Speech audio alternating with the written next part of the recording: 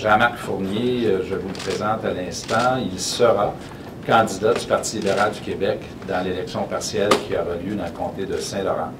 Une élection partielle qui ne tardera pas en passant. Et Jean-Marc a une feuille de route également que vous connaissez déjà. Il a été élu pour la première fois en 1994. Il a siégé, et pas siégé, mais c'est-à-dire joué un rôle très important en soutien aux députés de la majorité lors de la commission Bélanger-Campeau. Il a été whip lors de notre passage dans l'opposition. Il a ensuite assumé des responsabilités ministérielles au plus haut niveau. Il a été également leader du gouvernement pendant la période de 2007 à 2008. Et en 2008, avait pris la décision de prendre une pause de vie politique. Et donc, à l'instant, donc, je vous présente celui qui sera le candidat du Parti libéral du Québec dans l'élection partielle du comté de Saint-Laurent, Jean-Marc Fournier.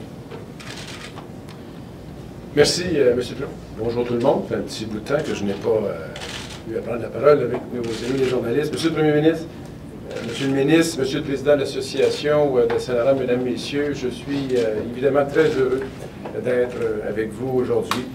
Pour quiconque considère nécessaire le rôle de l'État à l'égard du développement économique et de l'accompagnement social, avoir la possibilité de servir ses électeurs et tout le Québec à la demande du chef de l'État, c'est un honneur et un privilège.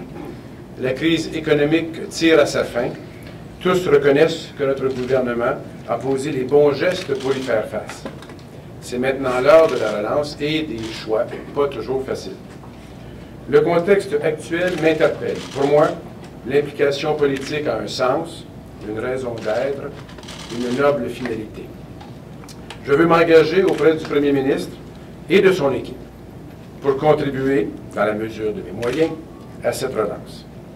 Le Premier ministre me demande de prendre le relais d'un pilier, un géant de notre parti, Jacques Dupuis. Il a occupé toutes les fonctions politiques. Depuis des décennies, le service public, c'est sa vie. Nous sommes amis depuis 20 ans. À l'époque de notre premier contact, il était mon chef de cabinet et j'en étais à mes débuts comme attaché politique. Je travaillerai sans relâche pour me montrer digne de son exemple. Il y a près de 2 ans, j'annonçais que je prenais une pause de la vie publique. Depuis ce temps, j'ai eu l'occasion de découvrir l'importance internationale de SNC-Lavalin, un de nos fleurons québécois. J'ai côtoyé des hommes et des femmes de décision qui cultivent des réseaux d'affaires partout dans le monde et qui y sont reconnus. Ils œuvrent dans de nombreux environnements économiques qui ont pour dénominateur commun une compétitivité extrême. Dans le grand jeu de l'ouverture des marchés, qui est bien sûr un atout pour le Québec, l'État doit adapter ses manières de faire, car il doit réaffirmer son rôle de promoteur de nos entreprises québécoises. C'est d'ailleurs là une piste sur laquelle le gouvernement, et particulièrement le Premier ministre, se sont déjà engagés. Cette période de recul face à la vie publique m'a aussi amené à voir le Canada sous un angle différent, en œuvrant comme conseiller pour Michael Ignatieff. Je saisis d'ailleurs la présente occasion pour lui réitérer mon plus grand respect et l'assurer de mon amitié. En même temps qu'elles doivent multiplier les échanges entre elles, j'ai toujours été promoteur de l'idée que les formations politiques devaient préserver leur marge de manœuvre et assurer leur indépendance les unes face aux autres. Je n'y dérogerai évidemment pas aujourd'hui. Avant d'aller plus loin, je dois quand même ajouter que ce ne fut pas chose facile que de quitter. L'équipe rapprochée du bureau du chef de l'opposition avec laquelle je travaillais était constituée de personnes venant de tous les coins du Canada. Peu importe leur région d'origine, pour chacun d'entre eux, comme pour nous au Québec, l'économie, le social, l'environnement sont aussi les défis clairs. Notre regard québécois sur la gouverne canadienne met parfois en lumière des divergences sur certaines pistes de solutions. Comment s'en étonner? Ici même, au Québec, entre le PQ, l'ADQ, Québec solidaire et le Parti libéral du Québec, ce n'est pas le consensus en toute matière. We should not be surprised by the fact that sometimes Quebec and Ottawa are not on the same line. In fact, a true democratic society needs those differences. We just don't have to focus only on the differences when there are more challenges that we share than matter that separates us.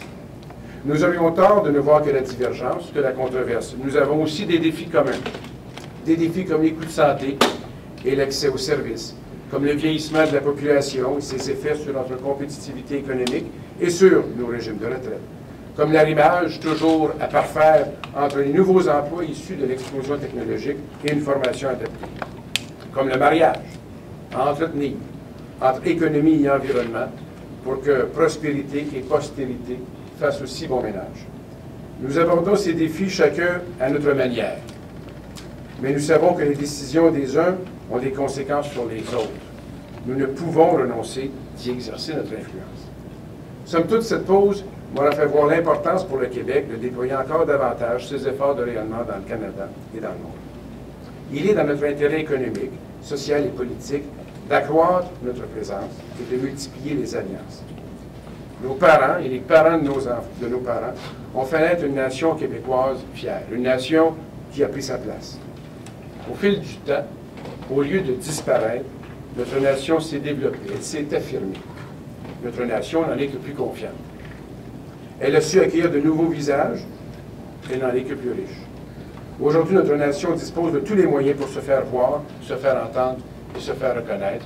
C'est ce à quoi s'attarde le gouvernement et le premier ministre actuel.